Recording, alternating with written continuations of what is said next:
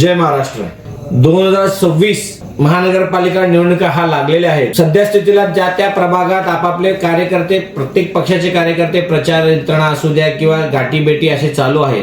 जसं भारतीय जनता पार्टीने त्यांच्या कार्यकर्त्यांना लक्षात न घेता नेतृत्व करण्याचा प्रयत्न केला आणि त्या प्रभागात खरा कार्यकर्ता जो अनेक वर्ष पक्ष वाढवण्यासाठी प्रयत्न केला अशा अनेकांना डावळलेला आहे. पण एकमेव पक्ष एकनाथभाई शिंदेंनी सर्वच कार्यकर्त्यांना न्याय दिलेला आहे. तशाच पद्धतीने आपण सर्वांनी आपल्या पक्षातल्या उमेदवारांना निवडून आणण्यासाठी सर्वपरी प्रयत्न करावा आणि ज्या ज्या प्रभागात आपले पदयात्रा असतील, कॉर्नर सभे असतील, अनेक गोष्ट त्या डेटच्या अनुषंगाने आपण ठरवून पूर्वीच परमिशन घेऊन कशा सोप्या पद्धतीने रणनीती आखता येईल ते आखण्यात यावा. एवढंच मी बोलतो. जय महाराष्ट्र. आपल्या प्रभागामध्ये काय सर्वत्र सोलापुरामध्ये एकच ज्वलित प्रश्न आहे, तो म्हणजे पाणी प्रश्न. आपल्या प्रभागामधील जो पाण्याचा आजपर्यंत विषय जो थांबण्यात आलेला आहे त्या संदर्भात आपण काय नियोजन करणार आहात? साहेब, पाण्याचा प्रश्न अनेक वर्षापासून आहे, पण जसं निवडणूक जवळ येतो त्या निवडणुकीत नुसता चॉकलेट दिला जातो, तुमचा पाण्याचा प्रश्न सुटतो, पाण्याचा प्रश्न सुटतो. निरंतर प्रत्येक वेळेस तो बजेट वाढला जातो. दरवर्षी तो बजेट वाढला जातो, जणू की आपण आपले नागरिक असं वाटतं की अरे बाबा आमच्या नेत्याने आमचा प्रॉब्लेम सॉल्व्ह केलं. पण तो पाण्याचा प्रॉब्लेम जसाच्या तसंच आहे आणि पुन्हा काहीतरी तरतूद काढून पुन्हा कुठल्या तरी प्रकारचं बजेट वाढून पुन्हा लांबणीवर जाणार. मी जनतेला एकच विनवणी करतो की आपण शिवसेनेला वोटिंग टाकून हे काठी शिवसेनेचा सत्ता आणावा आणि एकनाथभाई शिंदे हे नगर विकास मंत्री आहेत, ते 100% आपले प्रॉब्लेम सॉल्व्ह करतील मला गॅरंटी आहे. आपल्या 70 फूट एरियामध्ये नेहमी हा ट्रॅफिकचा प्रॉब्लेम सर्वत्रपणे जाणवतच असतो. आज आपण पेपरात ऐकत असाल, वृत्तपत्रामध्ये, बातम्यामध्ये ऐकत असाल, नेहमी ट्रॅफिकची ते समस्या असते. तिथं फुटपाथची सोय नाही, सायकल ट्रॅकसाठी नाही आहे, पादचारी सायकल जाण्यासाठी पण तिथले लोक जे आहेत ते रोडचाच वापर करतात, फुटपाथचा वापर करत नाही. भाजी मंडईमुळे पण एवढं ट्रॅफिक जाम झालेलं आहे. त्या संदर्भात तुम्ही काय ठोस भूमिका घेणार आहात पुढे? साहेब, हा हद्दभाग वाढ आहे. इथल्या लोकांना खेळण्यासाठी ग्राउंड नाही आहे, वॉकिंग ट्रॅक नाही आहे. अनेक भागात बेहिशोब समस्या आहेत. हा ट्रॉफिक हा तर छोटासा प्रॉब्लेम आहे. ज्यांना स्वतःच्या आरोग्यासाठी काळजी घ्यायची असते, जे लेकरं आज मोबाईल मध्ये गुंततात, त्यांना शारीरिक दृष्ट्यानं मजबूतीकरणासाठी जे काय शासनानं सुविधा दिल्या पाहिजे ते सुविधा नाही. ट्रॉफिक तर वाढणारच, निरंतर लोकसंख्या वाढत चालली, त्यावर उपाययोजना केलं पाहिजे. लोकप्रतिनिधींना फक्त टक्केवारी आणि टेंडर याच्या मागच त्यांचा हेतू आहे.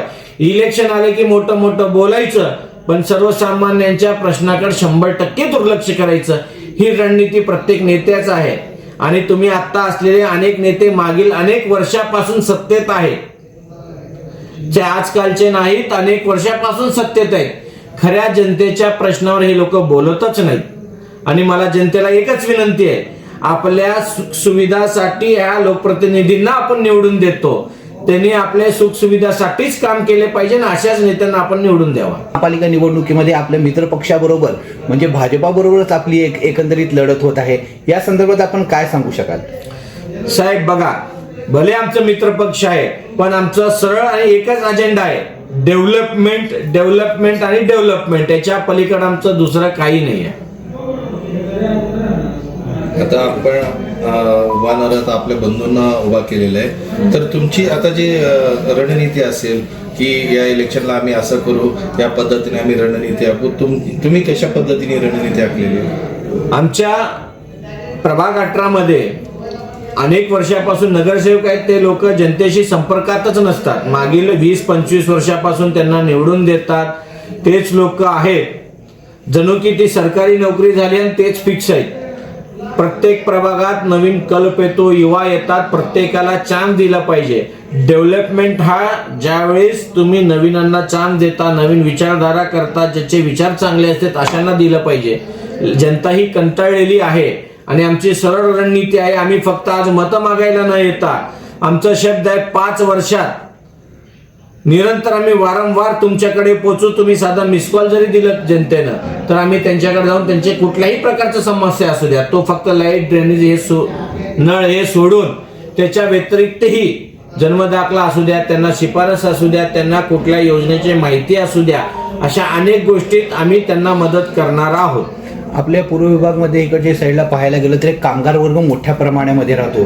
त्यामध्ये कामगार वर्गामध्ये काही स्त्रिया असतील जे आज पण रस्त्यातून येतात जातात, त्यांच्यासाठी एक स्ट्रीट लाईट किंवा एक CCTV कॅमेरा अशा पद्धतीची काय सुविधा आपल्याकडून करण्यात येणार आहे काय त्यांच्या सुरक्षितेसाठी?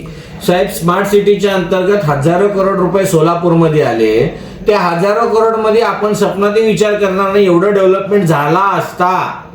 पण तो कुठं जिथं चांगले मजबूत लोक आहेत, ज्यांना कुठल्या प्रकारची सुखसुविधाची चिंता नाही, अशाच ठिकाणी थोडंफार केलं गेलेलं आहे. आणि ही सगळी सुखसुविधा आमच्यासारख्या सर्वसामान्य कार्यकर्त्यांना व कामगार वर्गात हे सगळे सुविधा पुरवला पाहिजे होता.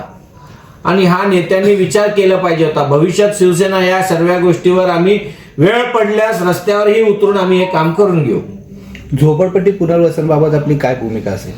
बघा, झोपडपट्टी पुनर्वसन बाबत आपण जर बघायला गेलात तर हा मुंबईसारखा मोठा सिटी नाहीये.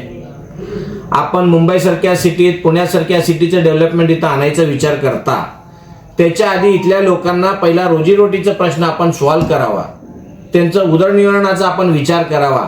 आपण अनेक 30,000 घरकुल आता सुरू आहेत, 10,000 घरकुल झालेले आहेत.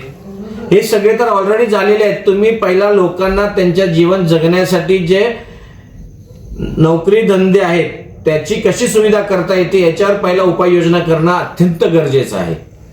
अण्णा, आता तरुण चेहरा म्हणून आपण सोलापुरात खूप प्रसिद्ध आहात, आपले बंधू पण आहेत. आता आपण श्री प्रतिष्ठानच्या याच्यातून खूप सारे समाजसेवा केली, समाजोपयोगी काम केले. आता त्याचा उपयोग कसा करून घेणार आहे याच्यात? नाही, समाजसेवा हा 100% समाजसेवाच असतो.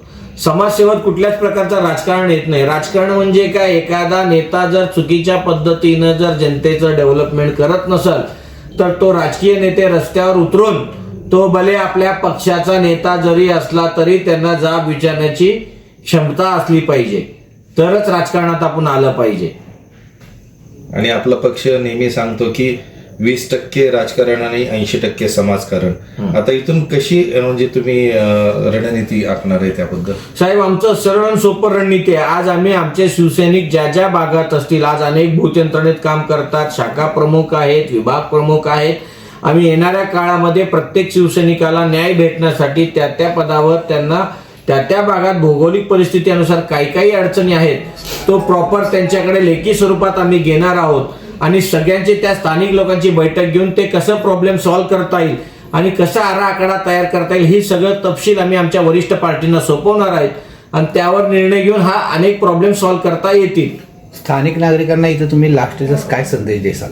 मी स्थानिक नागरिकांना एकच विनंती करतोय, आपल्याला डेव्हलपमेंट पाहिजे असेल तर जणू की आपण शेती करतो, एक पीक काढतो, पीक काढल्यानंतर पुन्हा नवीन चांगलं पीक येण्यासाठी पुन्हा त्याला नांगर करून नवीन बी पेरतो, नवीन पीक येतो. तशाच पद्धतीने आपण मागील अनेक नेतृत्वाला कंटाळला असेल, यावेळेस जर आपलं डेव्हलपमेंट पाहिजे असेल तर तुम्ही नवीन चेहऱ्याला, युवा चेहऱ्यांना संधी दिलं पाहिजे. त्याशिवाय आपल्याला कळणार नाही. आपण नवीन लोकांना संधी द्यावा हीच मी अपेक्षा करतो. आणि हे हाती शिवसेनेचं सत्ता आपण नागरिकांनी निवडून आणण्यासाठी पूर्ण ताकद लावावं आणि महापालिकेवर भगवा फडकवावा, मी हेच नागरिकांकडनं अपेक्षा करतो. जय महाराष्ट्र.